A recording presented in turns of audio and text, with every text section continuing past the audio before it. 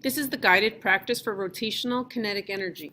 We're going to go through 4 questions. One is you've climbed to the top of this pole here, here you are up at the top, and it breaks.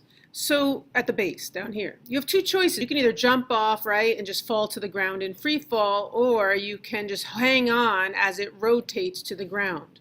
Which is the best choice?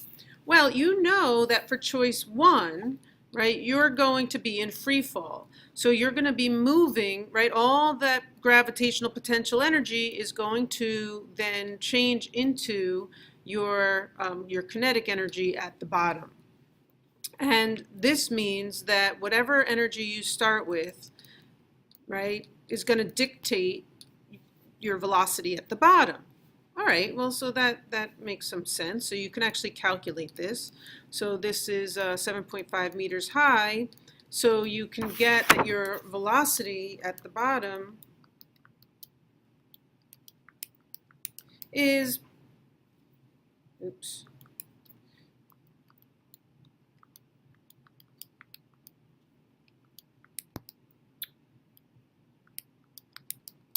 12.1 meters per second.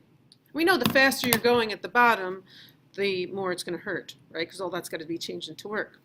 In choice 2, your gravitational potential energy is going to be equal to your translational kinetic plus your rotational kinetic, which means that it's 1/2 mv squared plus, this is a rod, and you're at the end of the rod rotating about its end. So that's that equation, a long uniform rod about its end is 1/3 ml squared. So this now becomes, right, you still have your rotational inertia, and this is now omega squared. So 1/2 times, here's your moment of inertia. So this is going to be 1/2 times the mass times v squared, and this is going to be 1/6 ml squared, and this is v squared over r squared, which is the same as L. Okay, that's omega squared. So this cancels with that, and that's going to be equal to mgh. So all the masses also cancel, and you end up with gh equals 1/2 v squared plus 1/6 v squared. So you have 2/3 v squared now as gh. So when you calculate your speed, which you don't actually have to do, you can probably just figure it out from your fractions, but you get a speed of 10.5 meters per second instead of 12.1, which means that it's the better choice to allow it to rotate in that way. All right, so this is a good problem. All right, second problem asks you, a bowling ball has a mass of 7 kilograms. It gives you the moment of inertia. What's the total kinetic energy? So we have to do what we just did. You have to do 1/2 mv squared plus 1/2 I omega squared, where this is where they tell you the moment of inertia, that's given, and omega is v over r. So you can kind of put all that together and calculate that total. And this is 4 over 0.1, the whole thing squared. So you get 0.5 times 7 times 16 is 56 for this term, and this one is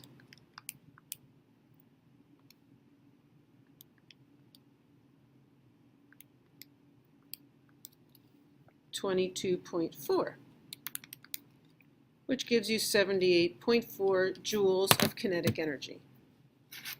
All right, next problem says that number 3 says the total kinetic energy of a baseball thrown with a spinning motion is a function of which of the following?